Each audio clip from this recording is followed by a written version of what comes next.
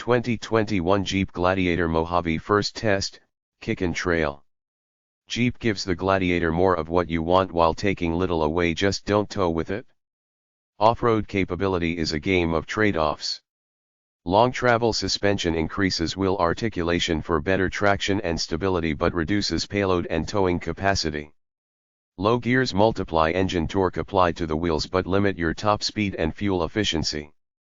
Making it even more complicated is the fact that different types of off-roading require different suspension designs and different gearing.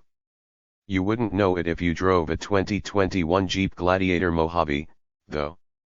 The Gladiator Mojave is, if you haven't heard, one of two top off-road trim levels of Jeep's midsize truck, the other being the Gladiator Rubicon.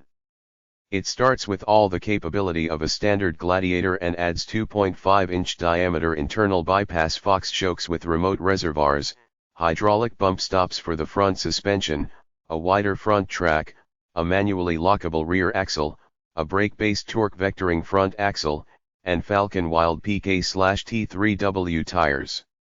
The only caveat, you can only order it with the 285 HP, 260 lb-ft 3.6-liter V6, though you do get a choice of an 8-speed automatic transmission or a 6-speed manual. Our test truck has the auto. This equipment, as we've said in the past, makes the Mojave the best all-around Gladiator you can buy. While the Gladiator Rubicon's lockable front axle and disconnecting front anti-roll bar make it a bit more capable in extreme rock crawling scenarios, the Mojave will go 90% of the places the Rubicon will. Only, it'll get there way faster because that upgraded suspension can take way more abuse. In short, you can tear ass down any road in just about any condition with a Mojave while the Rubicon picks its way along at half the speed or less.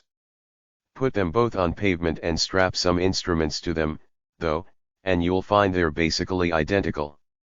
Despite the suspension and tire differences, the two different takes on the Gladiator perform the same in every way when equipped with the same engine and transmission. Rubicons can also be fitted with a manual transmission or a diesel engine, but not both. No, really.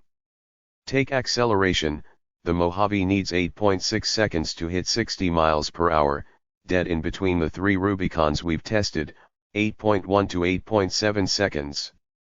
Same if you go for a full quarter mile. The Mojave does it in 16.5 seconds at 83.3 miles per hour, with the Rubicons finishing anywhere between 16.1 and 16.5 seconds.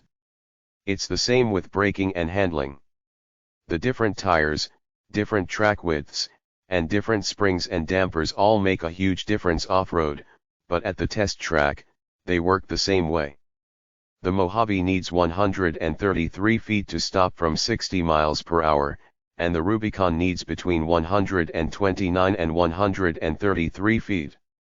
Go around a skid pad, and the Mojave will hang on to the tune of 0.72 average lateral G while the Rubicon will hang on a smidge harder at 0.73 G average.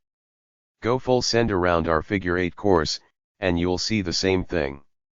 The Mojave is good for a 29.4 second lap at 0.54 average G, whereas the Rubicon will get it done in between 29.1 and 29.4 seconds at 0.55 to 0.56 G average.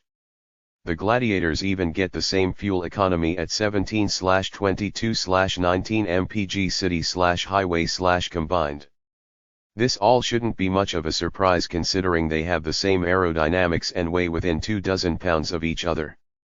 The similarity in on-road performance requires me to state again just how little that data matters off-road. There is absolutely no way a Gladiator Rubicon can keep up with a Mojave on a high-speed trail. The Mojave easily and gleefully bashes over bumps that would have a Rubicon driver getting out to check for damage. The amount of absolutely silly, slidey, drifty, no worries fun you can have with a Gladiator Mojave off-road is matched only by the more powerful Ram 1500 TRX and the Ford F-150 Raptor.